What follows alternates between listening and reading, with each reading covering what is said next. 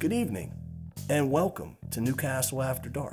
We are your hosts, the management. Coming to you from the land of the Underground Railroad and Fiola's Greenhouse, bringing you films that are a feast for the mind. Tonight's film is 1972's Silent Night, Bloody Night, starring Patrick O'Neill. It says John Carradine, Mary Warnoff, and Walter Abel. And it is a moody, surreal, somewhat confusing film. Yeah. And it is a low-budget production, but yet it is the pioneer of things that would become familiar tropes in horror movies, such as Black Christmas. Yeah, Halloween as well. Yes. I mean, on top of, countless others. Yes. Yeah. And if you enjoyed Black Christmas, which is a tremendously great movie, this one's equally as good. Yes, it is. Yeah. There's no Santa Claus running around killing people. Yeah, right. Yeah. It's a good one. It is. So sit back, relax, and enjoy 1972 Silent Night, Bloody Night.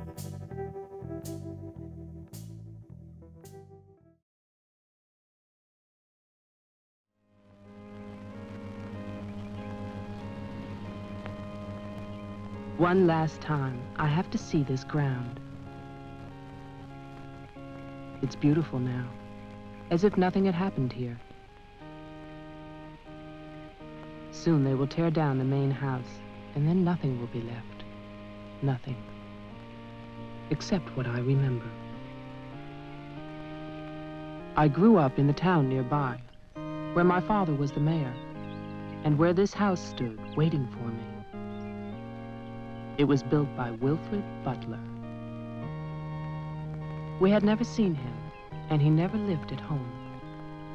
Until the day before Christmas in 1950, he finally did come back for the last time.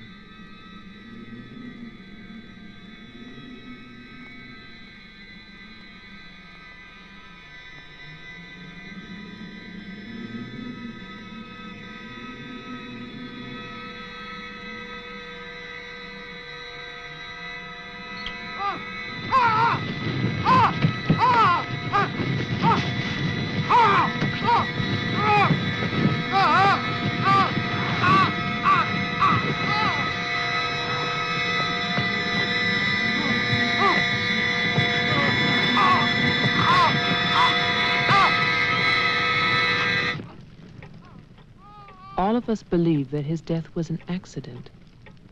No one knew that another person had come to Butler House that Christmas.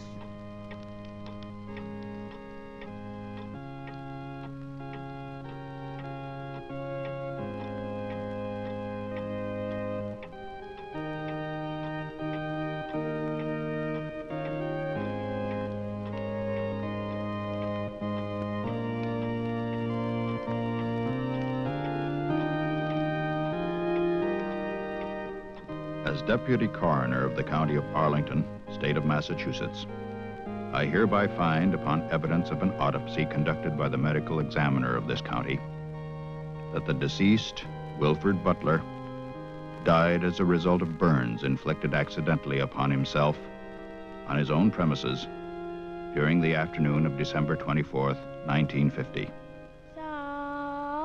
No further inquiry shall be held over the body of the deceased, and this inquest is officially closed. All is calm, all is bright, round yon virgin mother and child.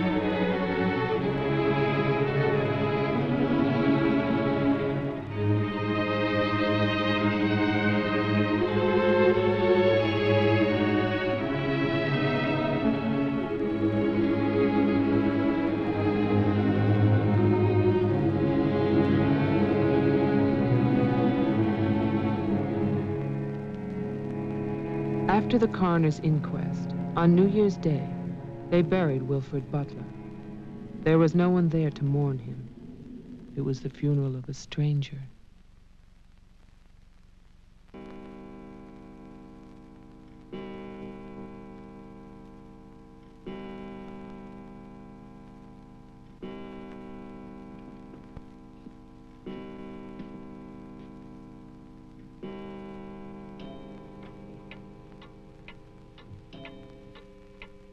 I, Wilfred Butler, being of sound mind and body,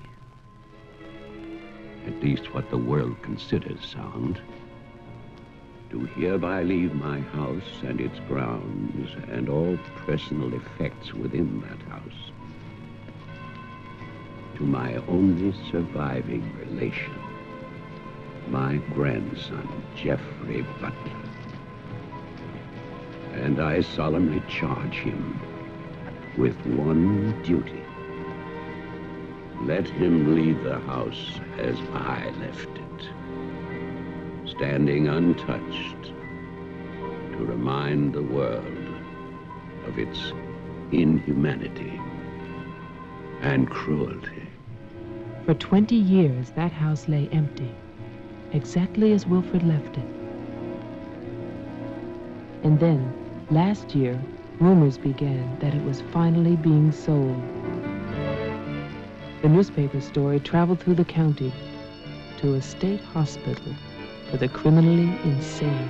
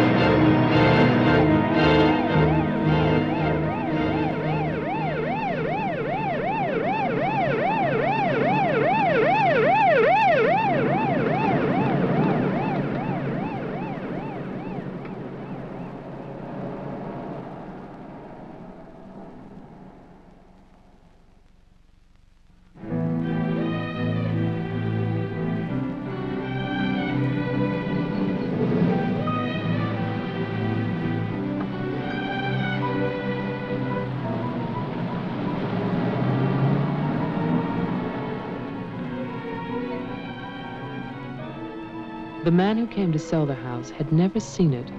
He was a lawyer from the city, just doing a job and enjoying it.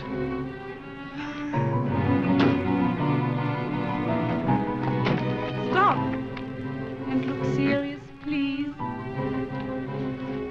Oh, you're hopeless. Oh, look. Hey, wait, where you going now? The mayor's gonna have a fit, kid. One more shot. Come on. Stay there. I want one together. And smile.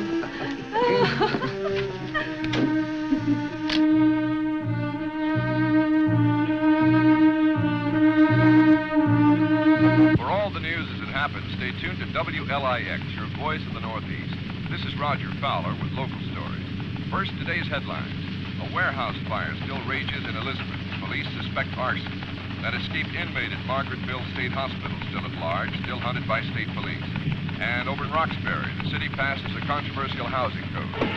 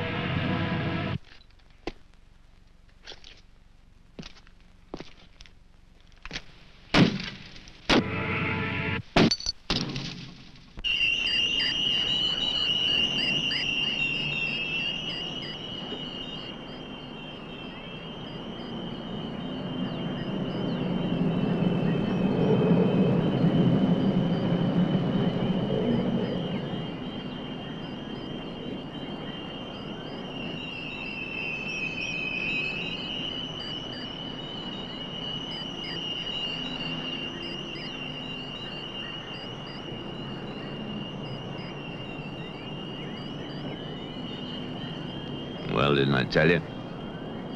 It's beautiful. Can we see the rest of it? Honey, that was it. I think the mayor's waiting for me. My love is such an important man. Right. Laura always says that. Darling, What? don't be long. Honey, if you get bored, just look at the view. Sooner or later, that viaduct's gonna take us back home.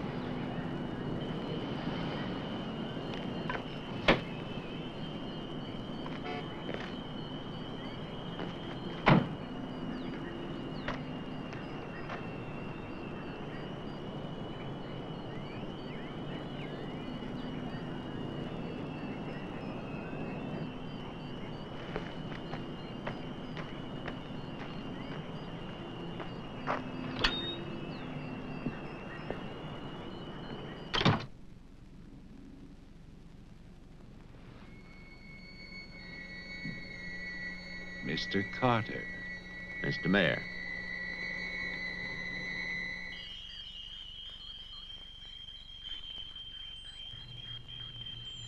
Let me introduce you. This is Charlie Toman, who publishes our weekly newspaper, The Patriot. Mr. Tolman. And this is Tess Howard. How do you do? She operates our switchboard. Oh, really? We call her the communications director. And this is Bill Mason. Mason. Our sheriff.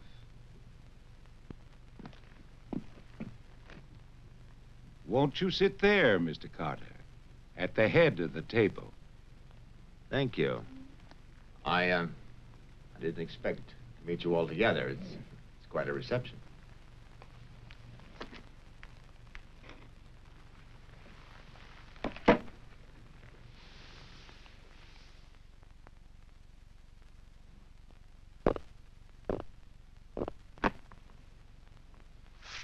All right, let's begin. As you know, I've been retained by Jeffrey Butler. The matter concerns the house that he inherited from his grandfather, Wilfred Butler. Go on, Mr. Carter. I believe that you offered to buy the house for my client. Offered. We begged him. We wrote letters and we... That's enough, Tess. Well, it's true. Trouble. There's always trouble. I can sympathize. I spent the last 20 years and more driving people away from there. Prowlers, burglars, kids, they're the worst. Chasing for nothing because of that will. That drivel about humanity. No, no, no. Inhumanity. What the hell is that, huh?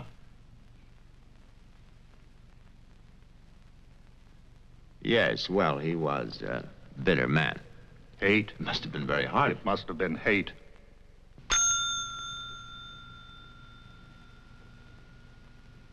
That man hated.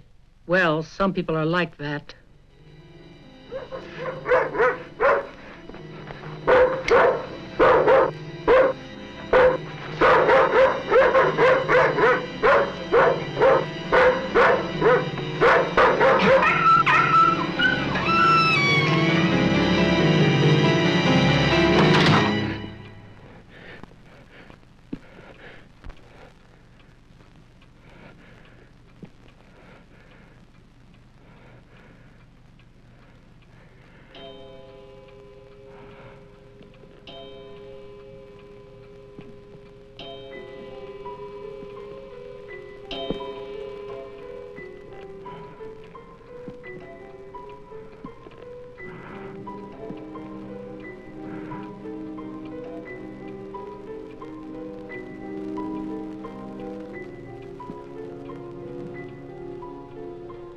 The question is, well, do you still want the house? Are you offering it to us, Mr. Carter? Exactly. Why now? Well, that's Mr. Butler's business, isn't it? You know we're not rich. Most of us came here during the Depression. But we love this town. It's our home. And naturally, you want to improve it. Exactly. My client understands that, and he fully sympathizes, and he's willing to sacrifice the house for $50,000 in cash by noon tomorrow.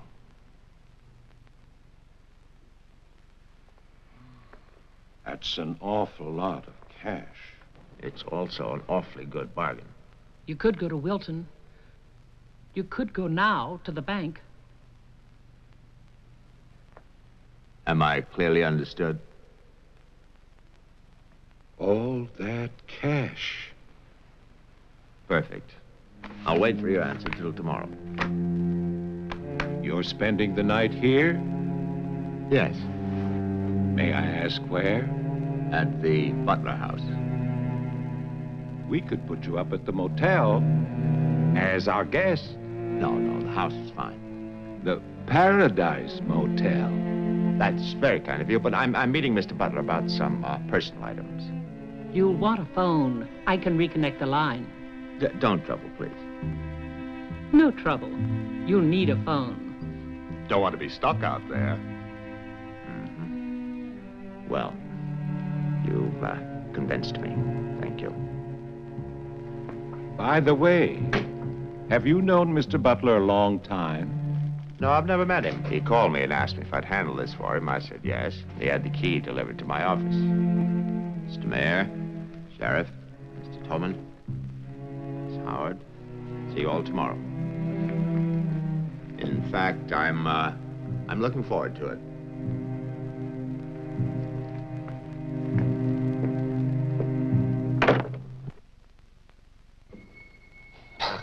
Slick, really slick. He's a big lawyer, Bill. You've got to expect that. Don't tell me about lawyers. Oh, you see the way he looked at us? You see his clothes? He's doing his job. Just don't tell me about lawyers. You know what I'd like to see? Two of them like that one talking to each other. Neither one of them would know what to believe. I love you, too. Honey, when I get home, I'm going to have a nice surprise for you. No, I can't tell you what it is now. It wouldn't be a surprise, now would it? No, I can't come home now, but it'll be very soon. Very soon. Honey, of course I miss you. Yes, I miss Mommy, too. Laura, how are you, kid?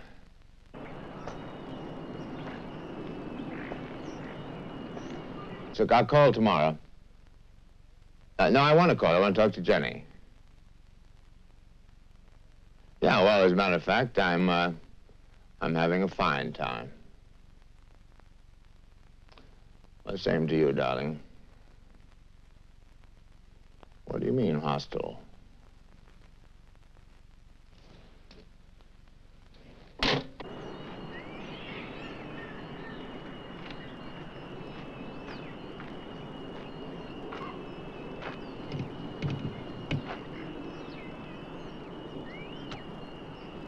I was wondering, if we get it, what then? Tear it down. Okay. I'd better get going. Do me a favor, Tess. Call Diane, tell her I'm going to Wilton, and I'll be back late.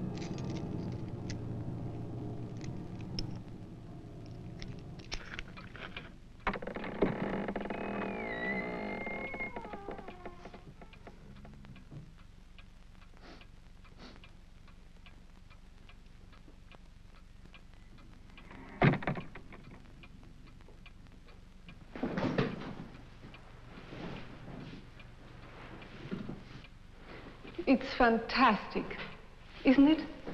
Yeah. Yeah, Butler wasn't kidding. Nobody's lived here for years.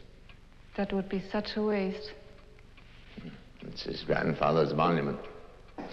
You know, there's a caretaker who keeps this place just the way he left it. What kind of monument is this? Well, that's the trouble. Nobody remembers anymore. That's what usually happens in America. I remember this. And he walks with me, and he talks with me, and he tells me I'm his own. And he walks with me, and he talks with me, and he tells me I am his own, and the joy we share as we tarry there. You're not serious. I used to hear that at funerals. At funerals? When I was a kid in Chipley, Georgia. There was also a Chipley, Florida. But they have both been subsequently eradicated from the map. None other has ever known.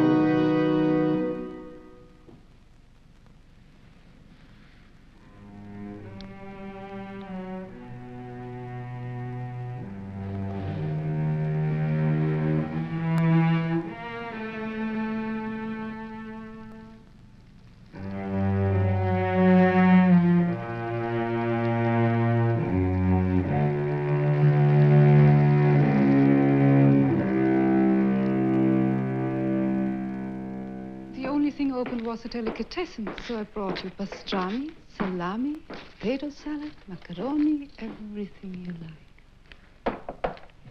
I'll have bologna and macaroni. No, some of that potato salad. Did you pick the wine, too? The delicatessen man took a personal interest in its selection. Oh, well, we got lucky again. That's early 1970. That's hard to come by. Can I have some, too? Of course you may.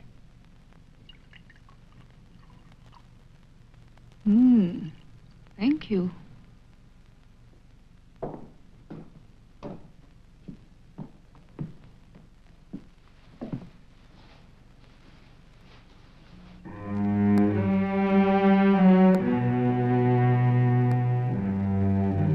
It must have been wonderful. What? The people who lived here. They must have had a wonderful life. Well, I hope they did. Wilfred Butler must have believed in something. Believed? Look at that stone fireplace, parquet floor, the mahogany, this table. Now, you probably think this place is made of wood, right? Well... Wrong. You know what his grandson told me? Underneath that wood, there's 2 feet of stone. The foundation is 8 bricks wide. Now, someday they're going to come in here and they're going to tear this place down and they're going to build little tract houses all over this property on quarter-acre and half-acre lots. And that bulldozer's going to come up that hill toward this house. And it's going to get the surprise of its life. They built a kingdom out here. Only nobody's left. No? Butler has a grandson. No. He's probably like the rest of us, wants money. You know, he's asking $50,000 cash for this place, and if he only wait, he can get at least $250,000. But he won't take his time. So he'll get screwed.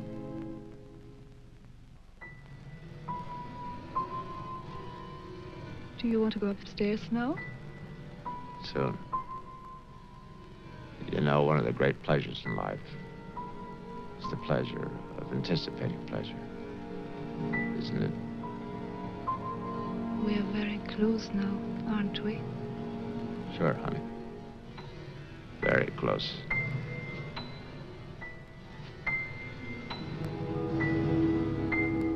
I don't see any beds yet. Well, keep looking, honey. Butler said the place was furnished.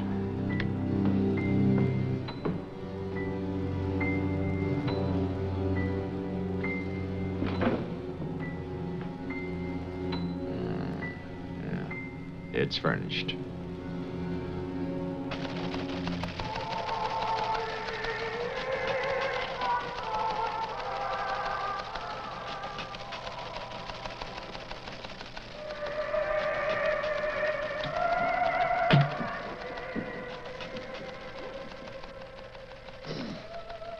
Anything doing? No, sir. But look at this. More football, huh? Look how they smeared that quarterback. Look at his arm. Got no time now. Protest. How about that telephone up at the Butler house? Is it working? Well, try it now. I'll wait.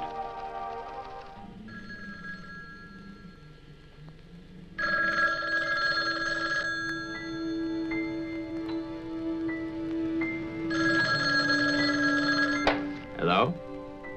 Oh, yes, Miss Howard.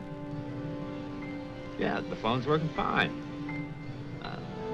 Very nice of you to call. Thank you. Good night.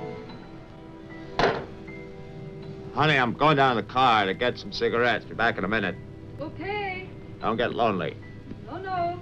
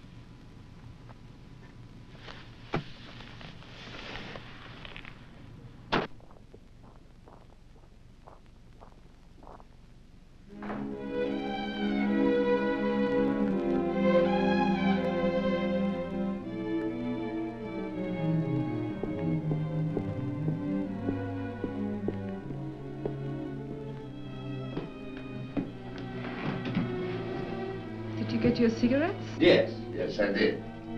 May I have one? Sure. No, it's the most amazing things. These cigarettes come in these very small packages these days. Oh, that's for me? Mm-hmm. Can I open it? Oh, no, no, no. Our Christmas is day after tomorrow. Is that an order? Yes, ma'am, that's an order.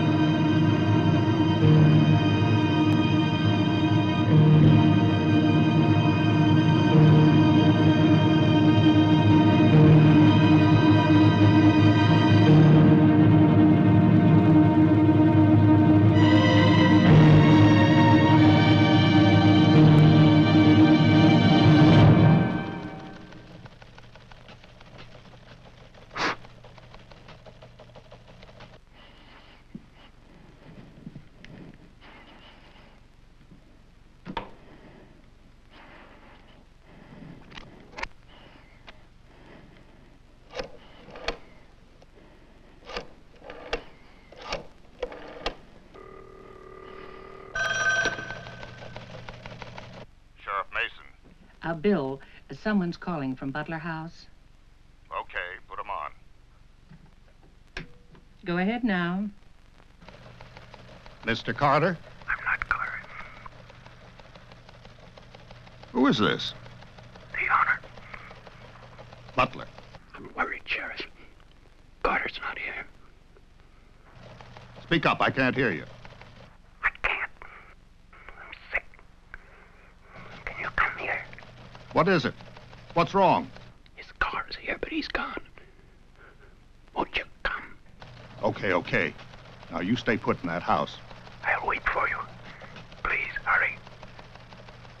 I'm afraid. Now take it easy. I'm coming.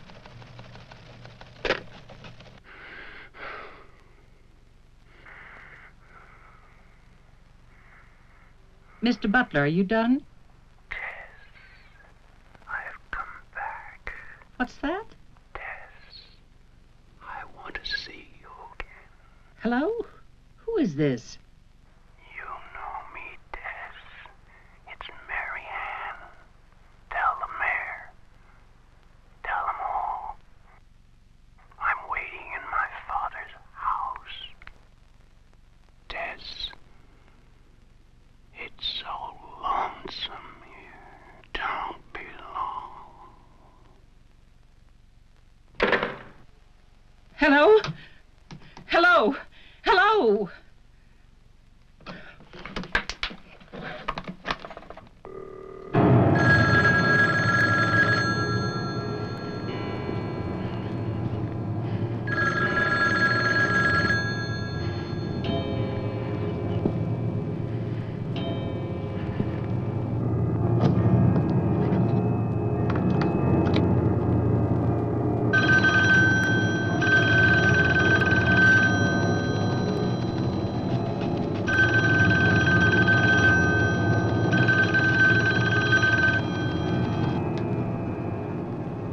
Oh my God, where is everybody?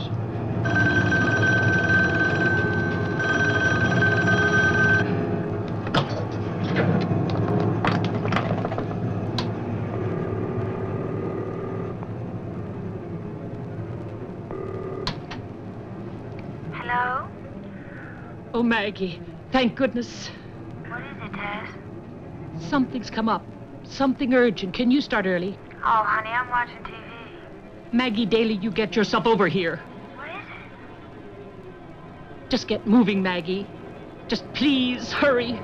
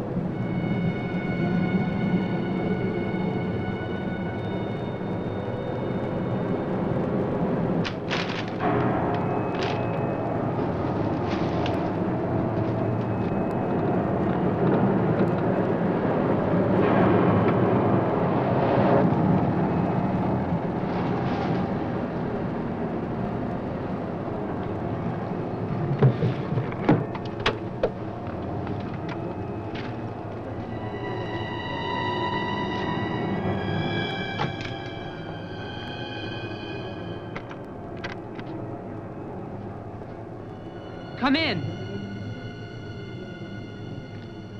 It's open. Okay, mister, that's far enough. What do you want here? Mayor, Try again. My father's not home. And don't move. you want me to put my hands up? No. Just stay there. What are you staring at? I seem to remember you from the road. That's why I'm holding a gun. You scare me. Well, that makes sense. Thanks. Does everybody carry one here? You can ask the sheriff when he gets here. I'll call him. I'm sorry to disappoint you, but the sheriff's office is empty. How do you know? I was just there. Who are you? Jeffrey Butler. Oh, you're the one who's selling the house. Yes. Have you any ID? Come on. Don't laugh at me. I want your ID.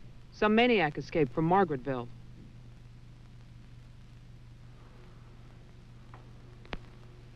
Okay.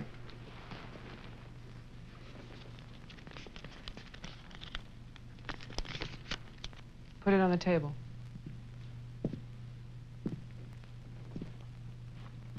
Now go back.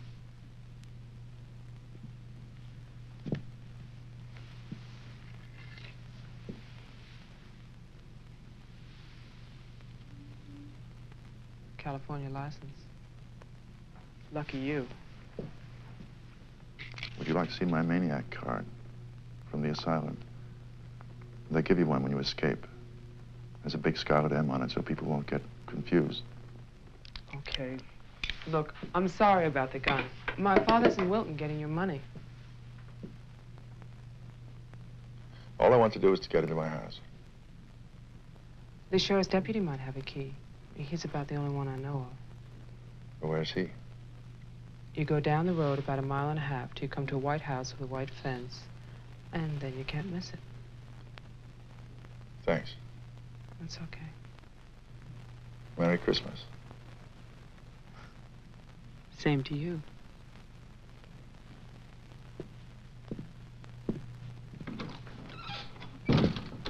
If I don't call back in an hour... What? Call the mayor or Mr. Tone and nobody else.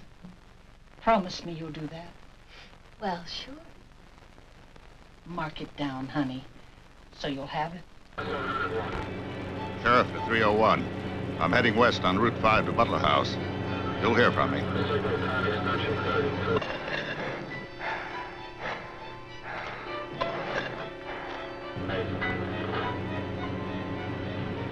What the hell? What's that light out there?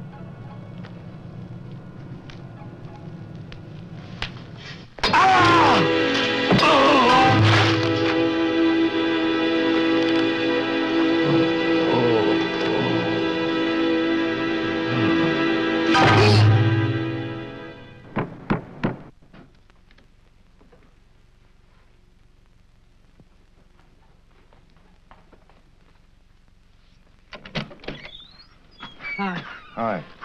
Did you find the deputy? No, I wasn't there. Oh. I was thinking, isn't your lawyer supposed to be at the house?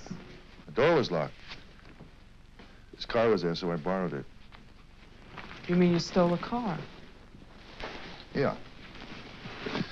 Keeping it warm. What if he needs it? Let him find me. Who's coming to dinner? Oh, Daddy. We always have dinner every Thursday. Do you want something? No, I ate Paradise Motel. Yeah, I know. It's awful. What about a drink? Yeah. It's cheap bourbon, but that's a big favorite around here. Do you want ice? No, straight. You look tired. I am tired.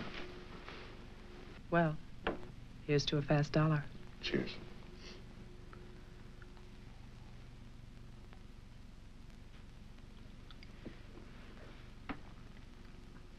Why did you decide to sell the house? Needed the cash. After all these years? I need it now. Huh. What's it like on the inside? You know, I've never seen the inside.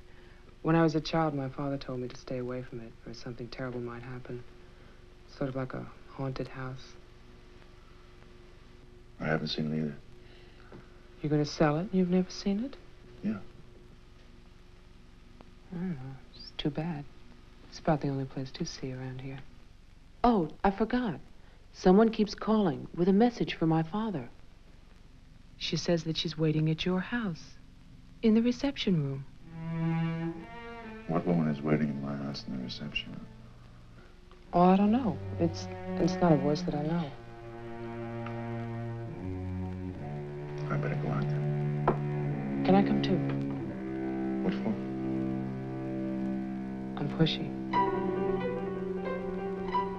I suppose you'll be going back to California soon. California? You said you lived there, remember? No, I'll be traveling. Jeff, look. It's the sheriff's car.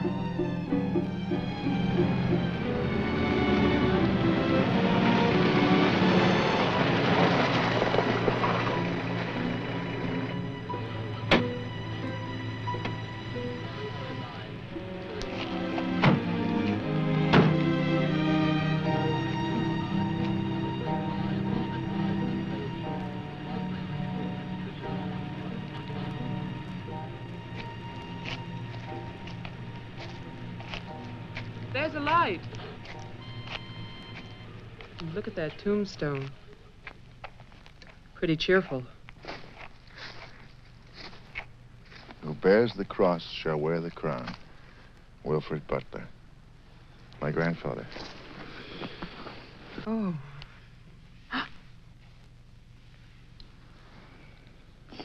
Someone left their sunglasses in the snow. They're the sheriff's.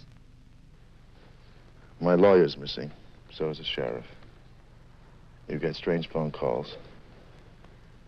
And now someone's fascinated by my grandfather's grave. Let's get out of here. You still want to go to my house? Yes. But I don't want to go alone.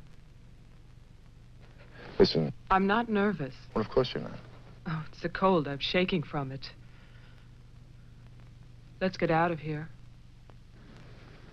Okay. We'll get help in town. It's 10 minutes' drive.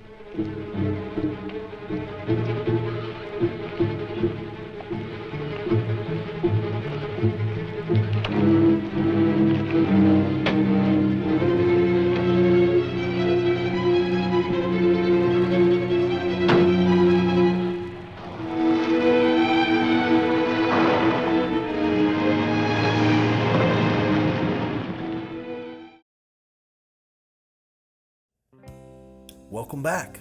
Well, here we have the beginnings of our film, and you may recognize the star of the film, Mary Warnoff. Yeah.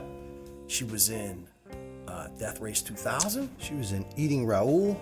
And TerrorVision. That's right, yeah. And she was also famous for being part of the Andy Warhol troupe. That's right.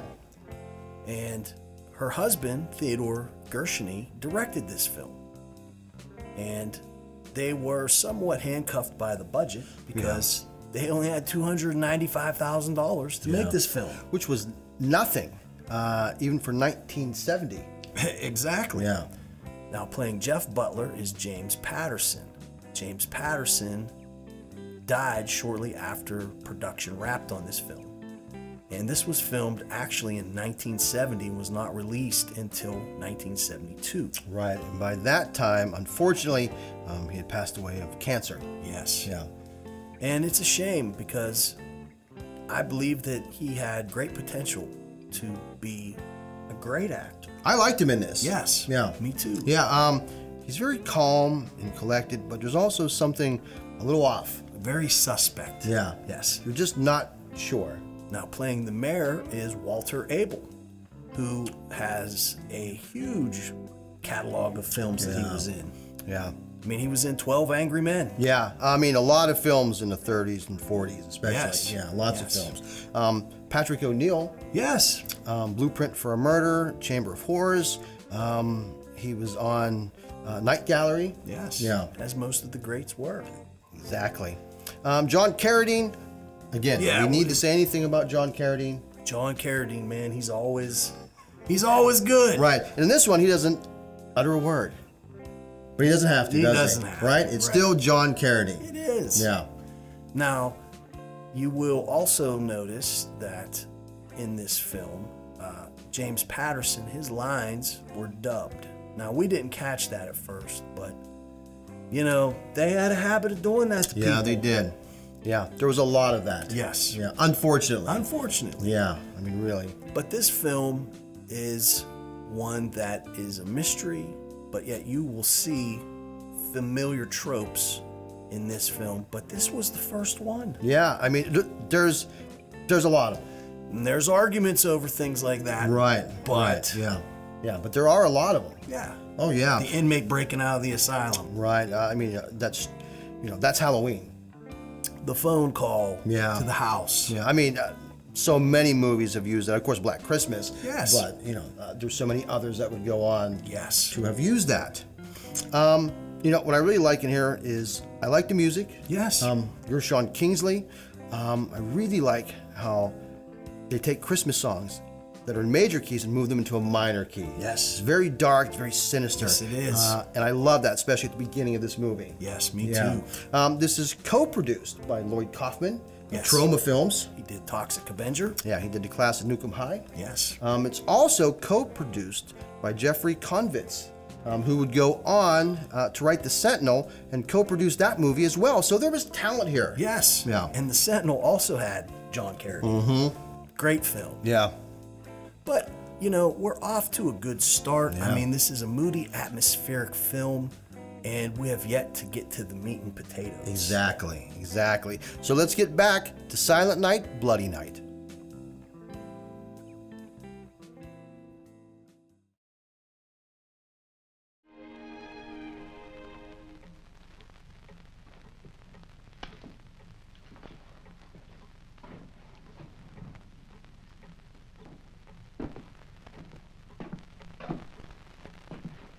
Night, Mr. Toman.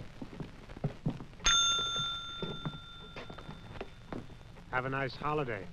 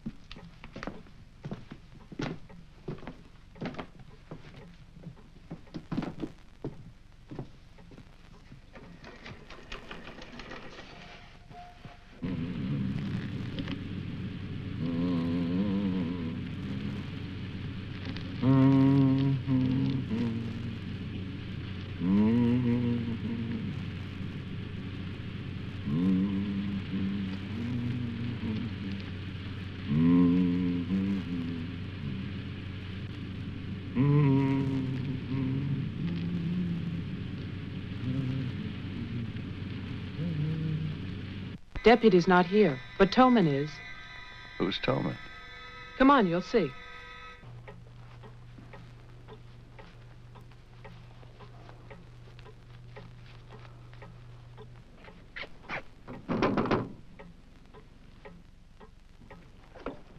Mr. Toman, wait. No, please, I have to talk to you.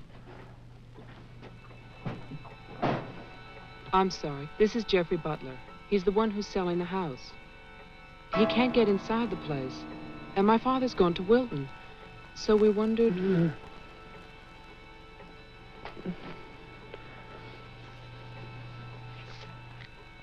Anything wrong? He'll tell us.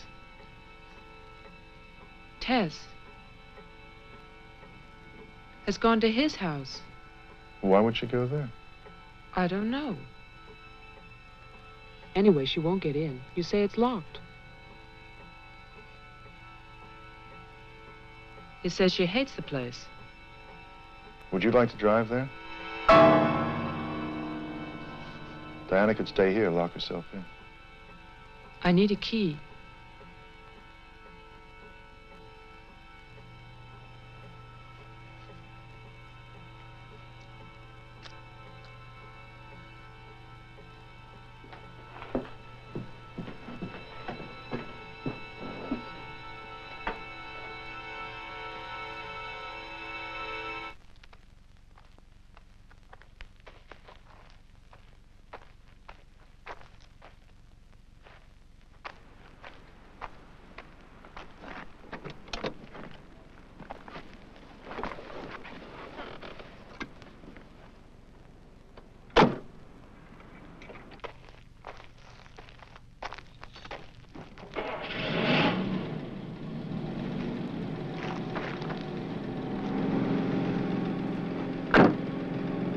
Oh, man, this isn't my house. It's Tess's.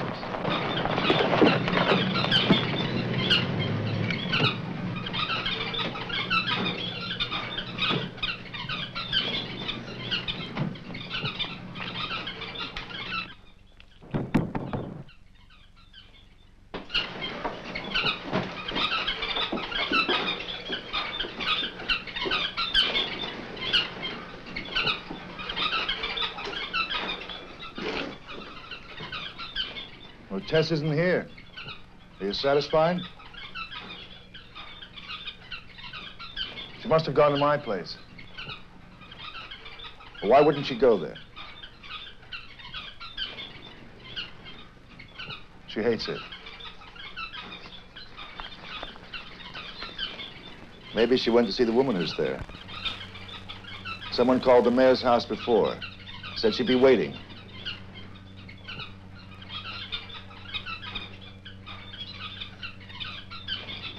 What is it?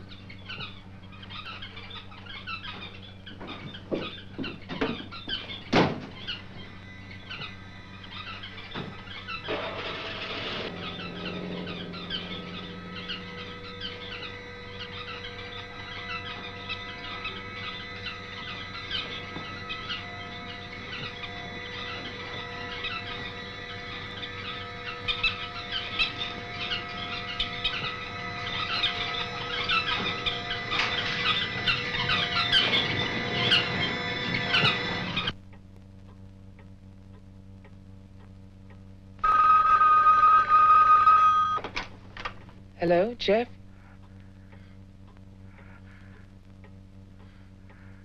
Hello? Is anybody there? Who is this? I'm Diane Adams. I spoke to you before. Bring your father to the house. This is Marianne. Tell him I have the diary. I'm waiting. Who are you? He'll know. Christmas Eve, 1935. Hello? Hello?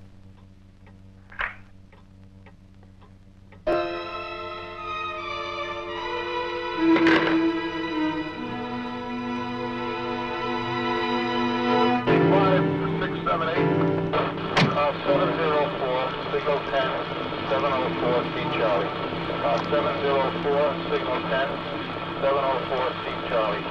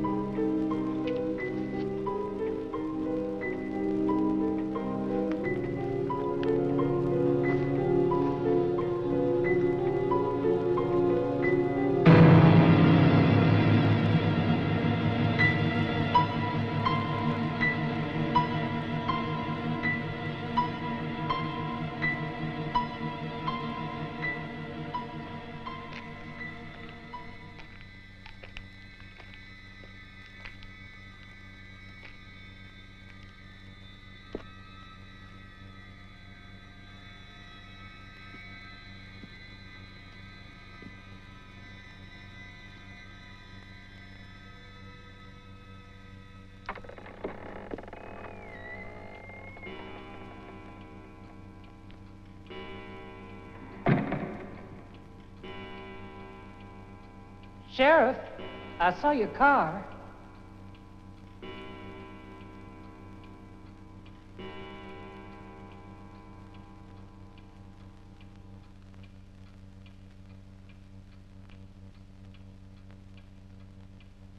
Bill?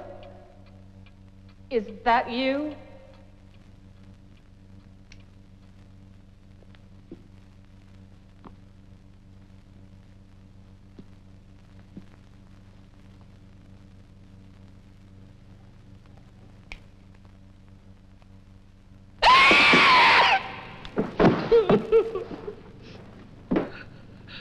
Tess, you can't see me, but I can see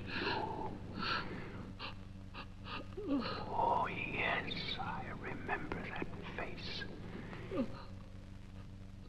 You're older now, and fatter, but still Tess. And you're frightened, aren't you? Don't be afraid. I want to help you. Take my hand. Take it, Tess.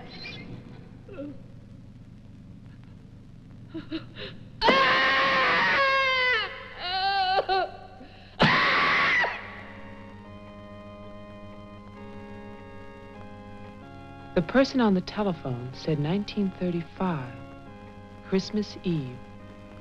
But that's not the beginning. In 1927, Butler House was restored by Wilfred Butler. After that, I find social notes, parties, nothing special. Then, in 1930, Butler's wife, Catherine, dies of tuberculosis. In August 1933, it starts. Wilfred Butler's daughter is cruelly attacked and raped. Her name is Mary Ann, the same name as the caller who left those messages tonight. She's 15 then. On May 2nd, 1934, Mary Ann Butler gives birth to a son, Jeffrey Butler. Jeff. Early in 1935, Butler House is turned over to a Dr. Robinson as an asylum for mental patients.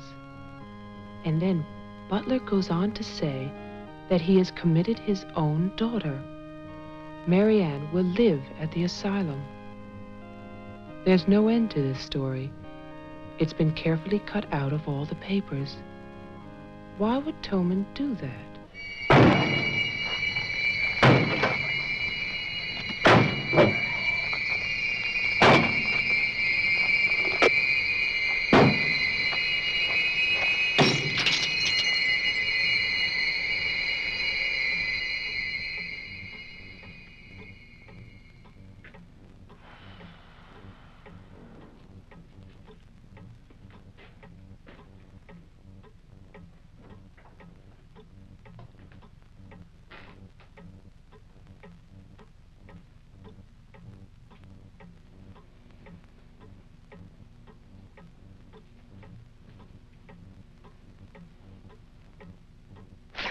You scared me.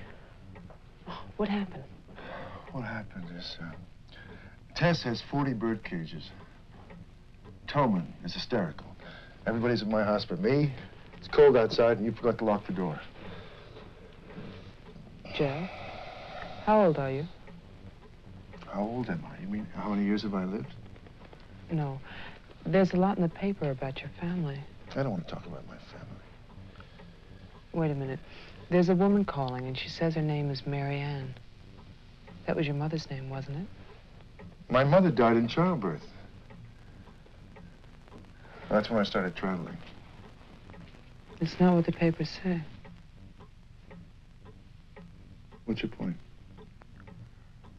I just thought that you should read something for your own good. Nothing you could tell me about my past or future would be for my own good.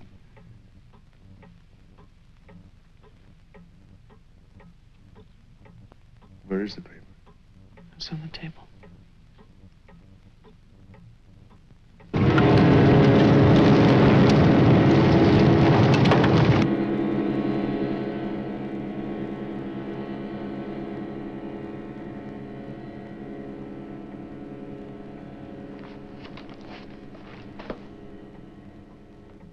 It's so stupid to lie. You missed the whole event. Jeff, maybe your mother's still alive. Maybe she's waiting for you at the house. I don't know.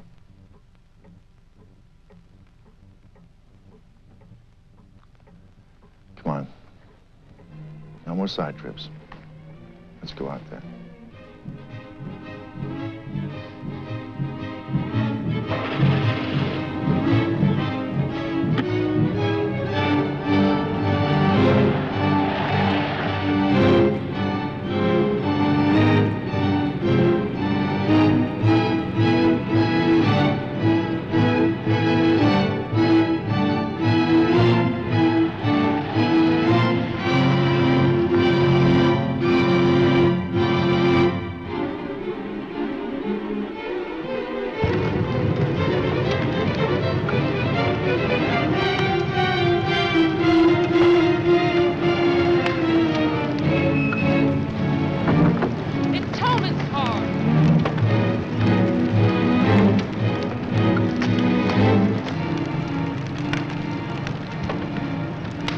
It's empty.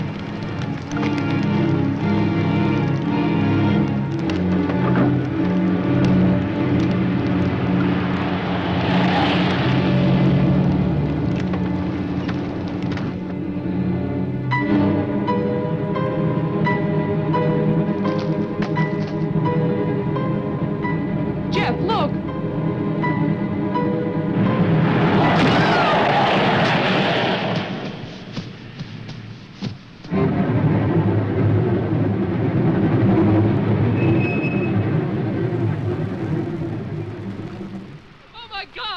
Stay back! It's Tolman! Stay back!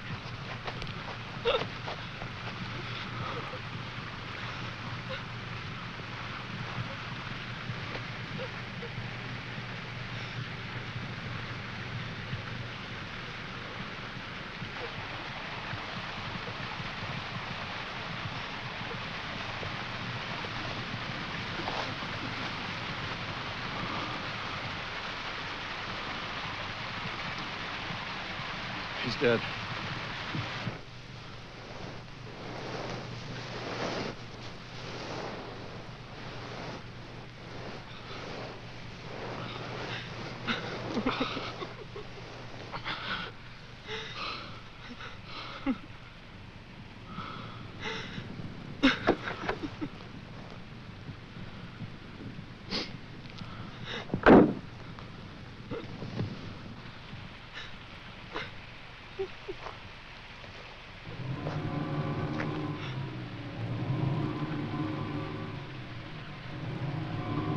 His hands.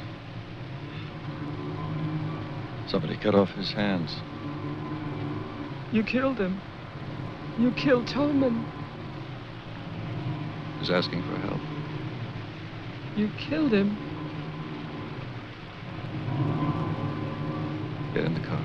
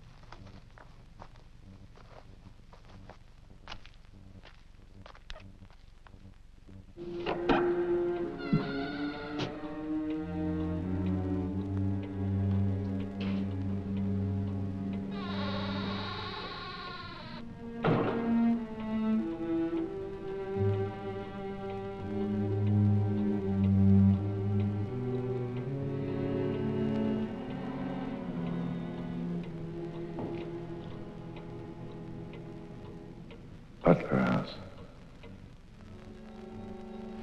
The keys. He took them.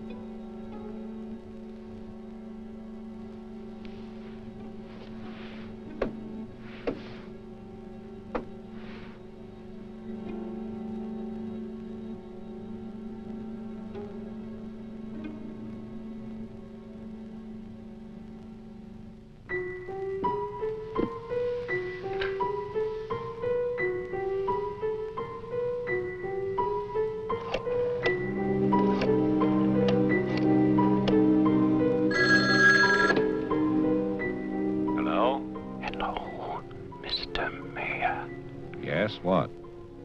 This is Marianne Butler. I'm calling from my house. Won't you come over here, Mr. Mayor? We're having a reunion. Everyone's here, even your daughter.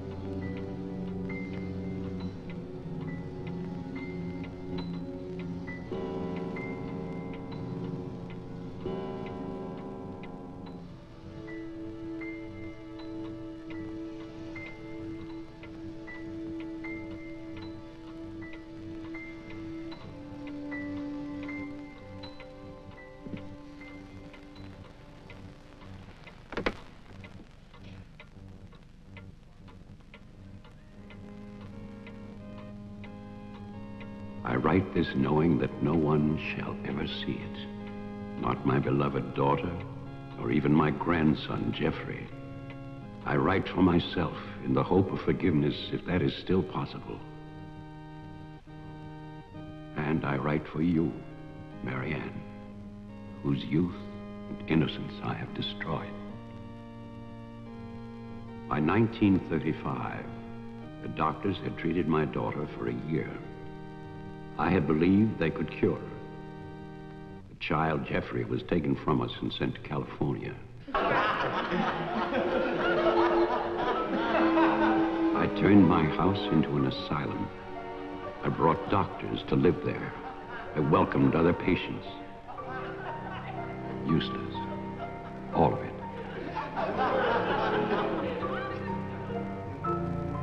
I remembered what she had been. There was never a lovelier, happier child.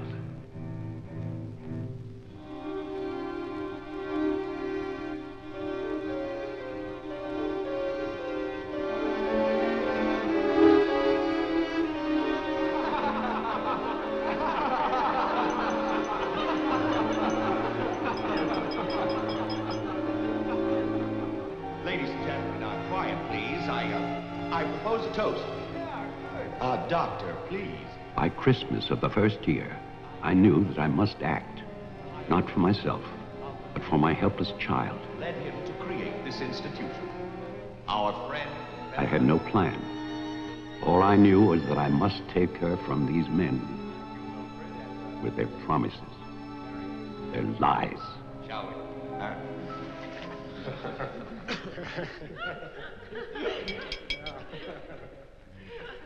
For he's a jolly good fellow, for he's a jolly good fellow, for he's a jolly good fellow, which nobody can deny, which nobody can deny, which nobody can deny, for he's a jolly good fellow, which nobody can deny. I knew that they would gorge themselves into a stupor that afternoon. It was their celebration. I expected no less. Since they had come into my house, they had acted as if they owned it. They had behaved like poor relations, half guilty, but finally unable to control their appetites.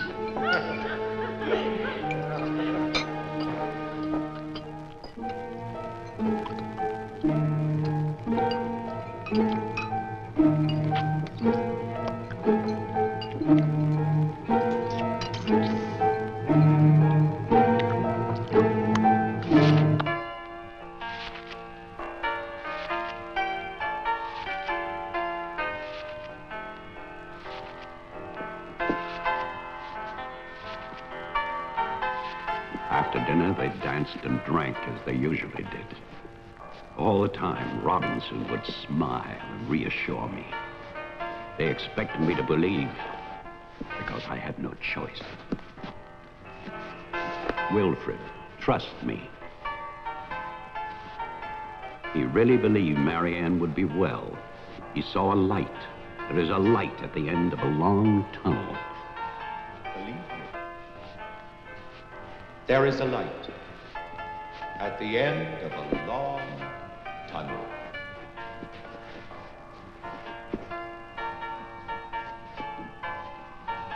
Stay here, Doctor. I'll get more champagne. He was ready. I knew it. Drunk and fat and full of his own importance. I left then.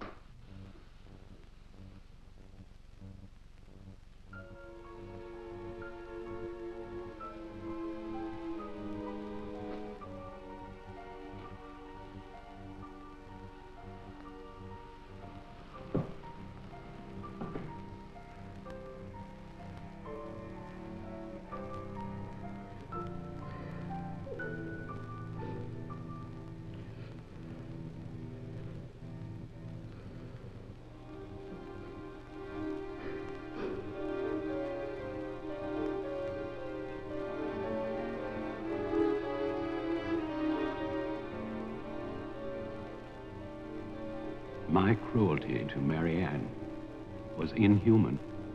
I know that. I had loved her. I had fathered our child, Jeffrey. I had brought her to this. But I swear that on that afternoon, all I wanted was to save my child.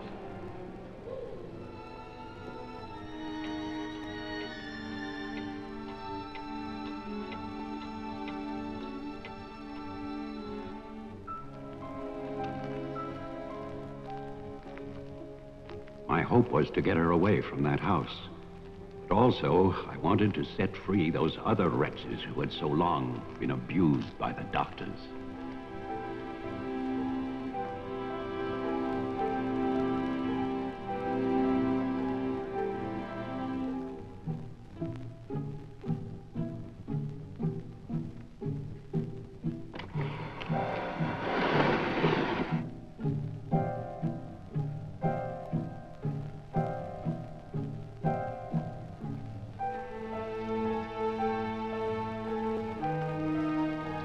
I knew what they might do if these inmates were freed. And this is my guilt. I knew, and still, I freed them.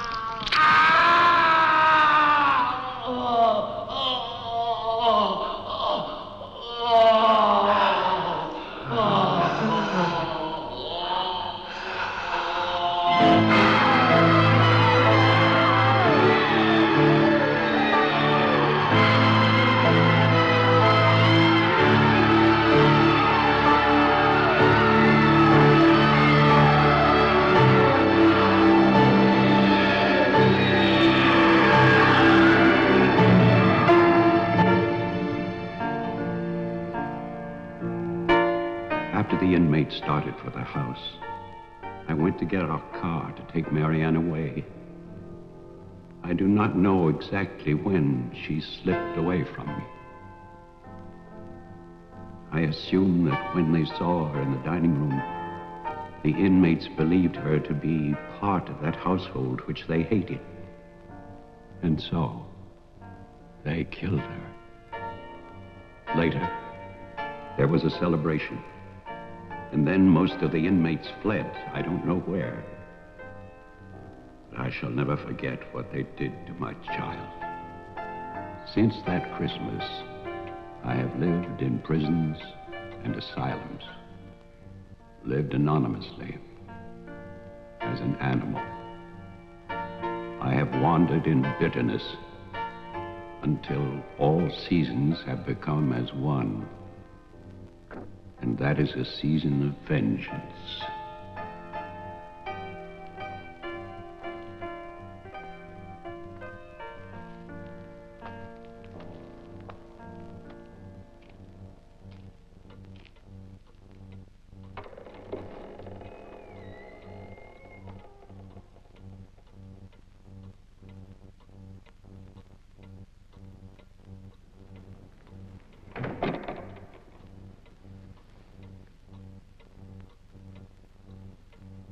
Jeff.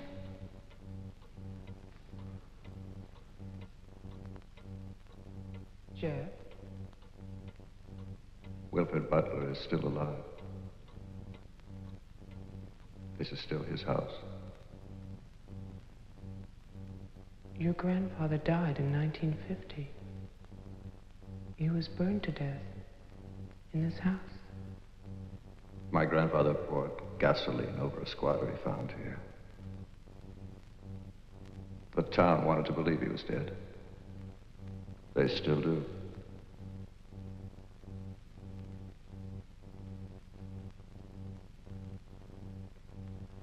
This house was an asylum. There was a massacre by the inmates. Tess, Toman, the sheriff. Your father. No. All inmates. They killed my mother in this room.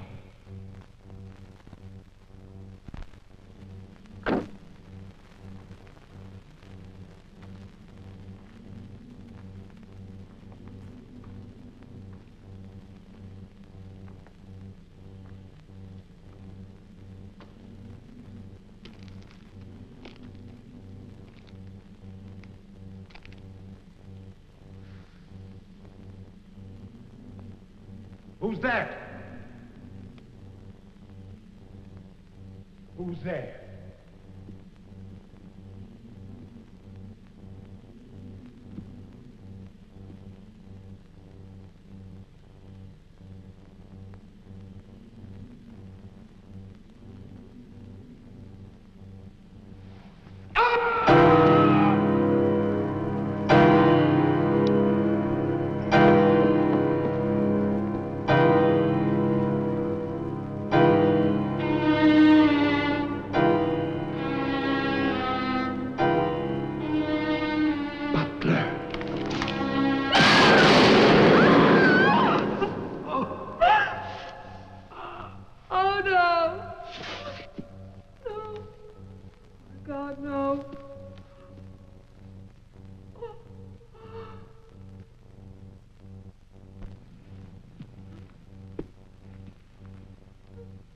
Daddy?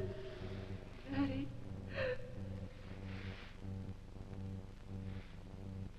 Diane? Jeff? Jeff? No. No. Jeff, why? Why? Marianne.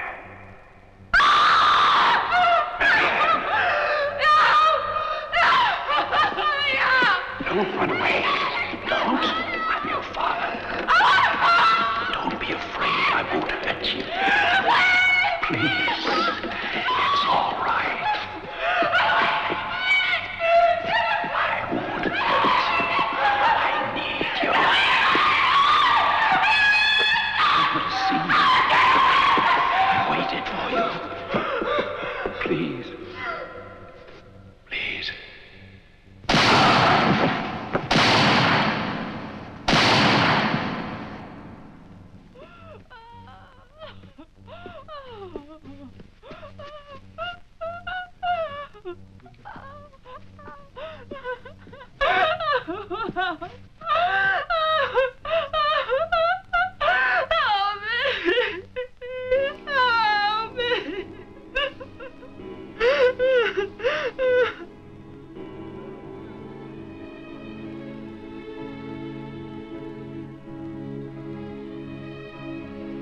I spent that night weeping.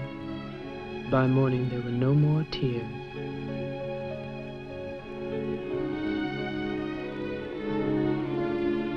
I know that my father and Jeffrey both thought they were shooting at killers, but they were simply the last victims in that house of victims.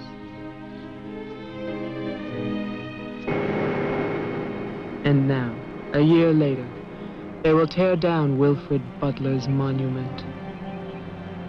But they can never destroy my memories of what happened here.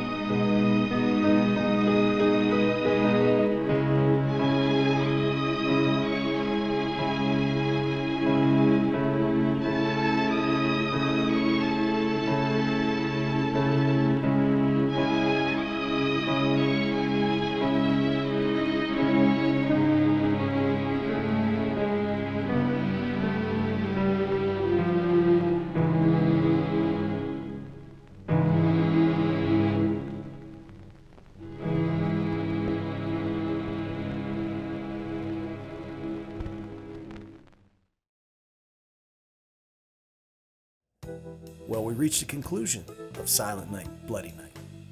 And we have a few things to discuss.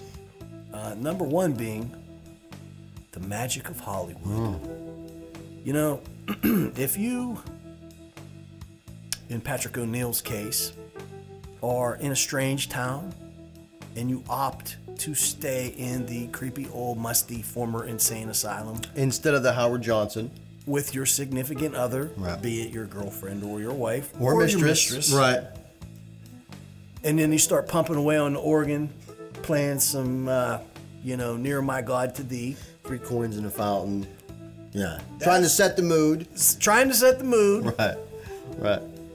In reality, that ain't happening. That's not happening ever.